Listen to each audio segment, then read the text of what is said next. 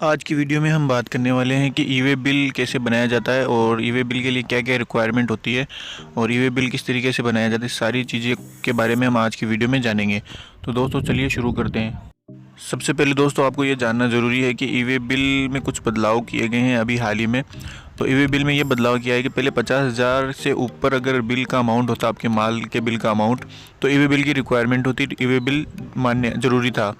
लेकिन अब क्या हुआ कि सेम ही स्टेट में 1 लाख से ऊपर का माल है तो ही ई वे बिल बनाया जाएगा, अन्यथा अगर आप नहीं बनाते हैं तो भी कोई दिक्कत वाली बात नहीं है। तो सेम स्टेट में अगर एक सेम स्टेट में आप माल भेज रहे हैं और बिल का अमाउंट 1 लाख या 1 लाख से नीचे है तो कोई इश्यू नहीं है, आप माल भेज सकते हैं। अगर आप अदर स्टेट में भेज रहे हैं तो आपके बिल की अमाउंट 1 लाख से ऊपर होनी चाहिए, तभी ई वे बिल लागू होगा। अन्यथा अगर 1 लाख से नीचे है तो कोई मुश्किल नहीं है, आप बिना ई वे बिल के ही भेज सकते हैं। ये नया नोटिफिकेशन आया है तो उसमें ये चीज़ बताई गई है। तो दोस्तों आज की वीडियो में हम इसी चीज़ के बारे में जानेंगे और हम जानेंगे कि कैसे ई वे बिल बनाया जाता है, कैसे ई वे बिल जनरेट किया जाता है। तो चलिए दोस्तों शुरू करते हैं। यहाँ पर आपको गूगल खोल लेना है और गूगल में लिखना है ई वे बिल। तो यहाँ पे मैं जल्दी से लिख देता हूँ ई वे बिल लॉगिन। तो आप जैसे ई वे बिल लॉगिन पे क्लिक करेंगे, यहाँ पे पहली वेबसाइट आएगी documents.ewaybillgst.government.in। आपको ये वेबसाइट ओपन कर लेनी है। पहला पेज आएगा ई वे बिल सिस्टम, इसे ओपन कर लेना है। यहाँ पर दोस्तों आपको लॉगिन बटन पे क्लिक करना है। जैसे आप लॉगिन पे क्लिक करेंगे तो आपको ये ई वे बिल का यूज़र नेम और आईडी आपको यहाँ पर डालनी है, यूज़र नेम और पासवर्ड। सबसे पहले मैं अपना यूज़र नेम डाल देता हूँ। यहाँ पर मैंने यूज़र नेम डाल दिया है। फिर उसके बाद में दोस्तों यहाँ पर आपको पासवर्ड डालना है, आपके जो भी पासवर्ड है। तो यहाँ पे मैं अपना जल्दी से मेरा पासवर्ड डाल देता हूँ। पासवर्ड डालने के बाद में दोस्तों यहाँ पर नीचे कैप्चा फिल करना है आपको। तो यहाँ पे जल्दी से मैं अपना कैप्चा फिल कर देता हूँ। कैप्चा फिल करने के बाद में आपको लॉगिन बटन पे क्लिक कर देना है। जैसे लॉगिन बटन पे क्लिक करेंगे तो यहाँ पर ये आपसे पासवर्ड चेंज करने के लिए कहेगा। फिलहाल आप मुझे नहीं करना तो आप एग्जिट बटन पे क्लिक कर देंगे। ये डैशबोर्ड है दोस्तों, यहाँ पे सारी चीज़ें दिखाई गई है। ई वे बिल जनरेटेड, किसने जनरेट किए, कितने कैंसिल किए और कितने रिजेक्ट हुए, अदर पार्टी ने आपके ऊपर कितने बिल जनरेट किए आपकी फर्म पे। तो ये सारी डिटेल यहाँ पे B2B और सारी डिटेल यहाँ पे शो हो रही है।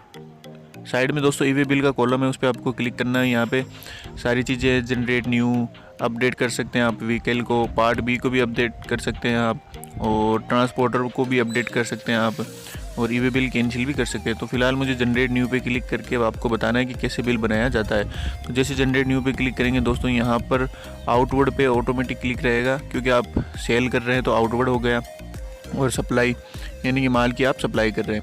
और फिर उसके बाद में दोस्तों यहाँ पर नीचे और कई ऑप्शन है, फिलहाल हमें उन्हें नहीं छेड़ना। डॉक्यूमेंट नंबर में आपका जो बिल नंबर है, माल का जो बिल है उसके नंबर यहाँ पर आपको डालने हैं। तो डॉक्यूमेंट नंबर में मैं अपना बिल नंबर डाल देता हूँ। तो यहाँ पे आपका जो भी बिल नंबर है वो आपको यहाँ पर डाल देना है। बिल नंबर डालने के बाद में दोस्तों आपको यहाँ नीचे आना है।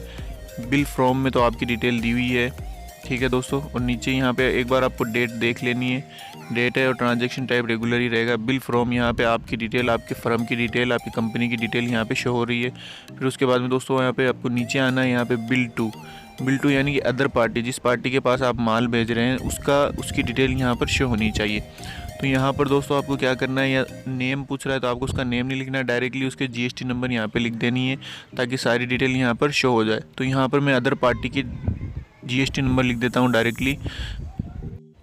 यहाँ पर मैंने GST नंबर लिख दिए। अब देखिए दोस्तों यहाँ पे टोटल पूरी उसकी डिटेल आ चुकी है, एड्रेस सहित हर चीज़ की डिटेल और किलोमीटर वगैरह उसकी डिटेल आ चुकी है। अब यहाँ पे दोस्तों प्रोडक्ट नेम, आइटम डिटेल्स में प्रोडक्ट नेम, यहाँ पर आपको प्रोडक्ट का नेम डालना है। आपका बिल किस चीज़ का है, किस माल का जो भी नाम है। मेरा मार्बल वेस्टेज का बिल है, मार्बल का बिल है, तो मैं यहाँ पे मार्बल वेस्टेज लिख दूँगा। डिस्क्रिप्शन में आप कुछ भी लिख सकते हैं उसके रिलेटेड, तो मैं फ़िलहाल वेस्टेज लिख देता हूँ। एजेसन कोड मेरे 2517 है। आपको अपने माल के जानने हो तो आप गूगल पे ट्राई कर सकते हैं। अब क्वांटिटी, जो भी बिल की क्वांटिटी कितनी क्वांटिटी में है, तो मेरे यहाँ टन में है 32.500 टन, और यहाँ पे यूनिट पीस है, आइटम है, टन है, बैग है, क्या है, तो मेरे केस में टन है। तो यहाँ पे दोस्तों आपको टैक्सेबल वैल्यू फिर लिखनी है उसके बाद में। तो टैक्सेबल वैल्यू मतलब आपको जो टैक्स से पहले की वैल्यू जो आती है वो आपको लिखनी है। और यहाँ पर टैक्स है मेरे 2.5%, यानी 5% में मार्बल वेस्टेज आता है, तो मैं 2.5% मैंने ले लिया। अब यहाँ पे CGST SGST ऑटोमेटिकली कैलकुलेट हो चुकी है, और यहाँ पे टोटल इनवॉइस की वैल्यू भी आ चुकी है। यहाँ पर आप अगर कोई दूसरा आइटम अलग है, जैसे कि मार्बल वेस्टेज के साथ मार्बल के कुछ और आइटम है, तो यहाँ पर आप प्लस करके अलग से लिख सकते हैं। अब यहाँ पर ट्रांसपोर्टर नेम, आप किस ट्रांसपोर्ट से भेज रहे हैं आपको उसको यहाँ पे डिटेल लिखनी है। तो मेरे पास ट्रांसपोर्ट की डिटेल है, तो मैं एक बार ट्रांसपोर्ट की डिटेल यहाँ पर लिख देता हूँ। डायरेक्टली आपको ट्रांसपोर्ट आईडी में उसके जीएसटी नंबर डाल देने।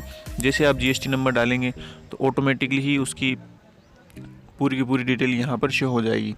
तो यहाँ पर मैं अपने जीएसटी नंबर ट्रांसपोर्ट आईडी के जो जीएसटी नंबर है ट्रांसपोर्टर के, उसके जीएसटी नंबर यहाँ पर डाल रहा हूँ। जैसे आप जीएसटी नंबर डालेंगे दोस्तों, यहाँ पे मैंने जीएसटी नंबर डाला, उसका नाम देखिए दोस्तों आगे आ चुका है। फिर आपको यहाँ पे देखना है कि किस मोड से आप भेज रहे हैं, रोड से, रेल से या एयर से। मेरे केस में रोड है तो मैं रोड पे क्लिक कर दिया, रेगुलर है, और मैं गाड़ी के नंबर डाल देता हूँ यहाँ पर। जैसे गाड़ी के नंबर डाले मैंने दोस्तों, यहाँ पर गाड़ी की डिटेल भी आ चुकी है, और यहाँ पर ट्रांसपोर्ट डॉक्यूमेंट नंबर यानी बिल्टी नंबर, जो भी ट्रांसपोर्ट की बिल्टी बनी है उस बिल्टी के नंबर यहाँ पर आपको डाल देने। फिर उसके बाद में आपको सबमिट बटन पर क्लिक कर देना है।